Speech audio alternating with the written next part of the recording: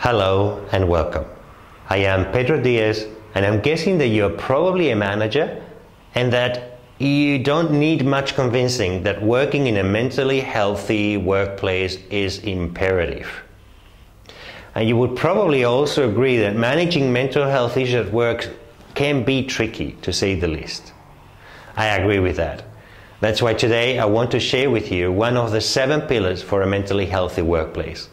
The 7 pillars model is a simple but powerful guide to show you what to change and how, so that you can create a mentally healthy workplace. The 7 pillars are core principles that need to underpin everything you do as a leader. If you really take this on board and really follow it, this will improve your practice as a manager, and it will save you time and energy managing mental health issues at work. These principles have been distilled from the extensive and rich qualitative and quantitative research that was started in the 1970s that highlight what really works for people recovering from mental health problems. Let me start and show you pillar number 1. Us, not you. This principle helps you take your organization or your team from one of stigma to unconditional positive regard for the person. But what does it mean? In today's workplaces, the research shows that people are afraid to come out and tell their managers they're experiencing mental distress. Why? Because they feel it will hurt their careers. That's what stigma is, discrimination because of a mental health problem. These beliefs run deep and create a lack of trust between management and staff. We need a paradigm shift, a shift of perspective that helps turn the problem into a competitive advantage. But how do we do that? We create and promote unconditional positive regard. But what does an organization with unconditional positive regard look like? Well, it's one where people are convinced that you value and appreciate them as a contributing member despite a mental health challenge, and at times because of having experienced mental health problems. Now that sounds a bit counterintuitive, doesn't it? How does that even work? Well, let me illustrate. In days gone by, miners used to take a little canary into the mine, didn't they? You know why they used to do that, right?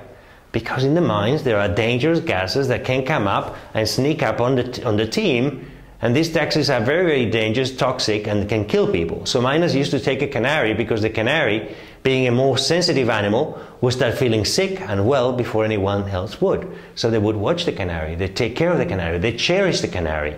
And if the canary started to feel unwell, they pick it up, and what do you think they did? Well, I can tell you what they didn't do. They didn't say, oh, don't worry about it, he's faking it. I'm sure he's faking it. Or they didn't even say, he's not pulling his weight, is he? No, they didn't. They got out of that mine immediately. They took care of the canary. They understood that the canary had a more sensitive nature.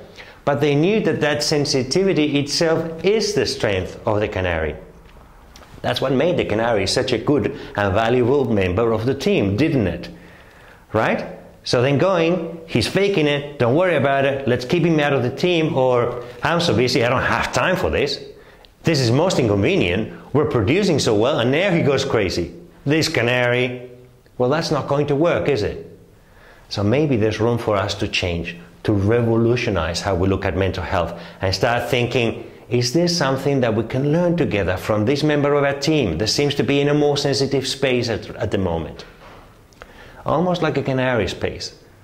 What are the toxic fumes that can possibly be in this team that no one else seems to have picked up yet, or at least they're not talking about it, but that everyone is breathing? It's a more useful approach, isn't it?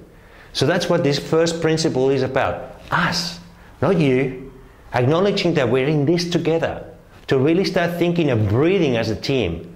Hang on, one of our members is not well. That member is actually expressing what quite a few members in this team are not expressing. And this is what the first pillar is about. It's not your problem, but our problem, our opportunity actually. So how do we put this into action at work? Well, ask yourself, do people feel safe to disclose to their manager when they are experiencing mental health problems? Do your leaders know how to address stigma and discrimination when it arises at work? Do you have initiatives to support mental health for all employees, not only those who are having a mental health problem? Are reasonable adjustments or flexible arrangements accessible to all employees? These are some starting points to ensure pillar 1, us, not them, is upheld. I hope you have enjoyed this video and gotten some good value out of it. If you have, please share it with others so that they benefit also. Till next time, take care of each other.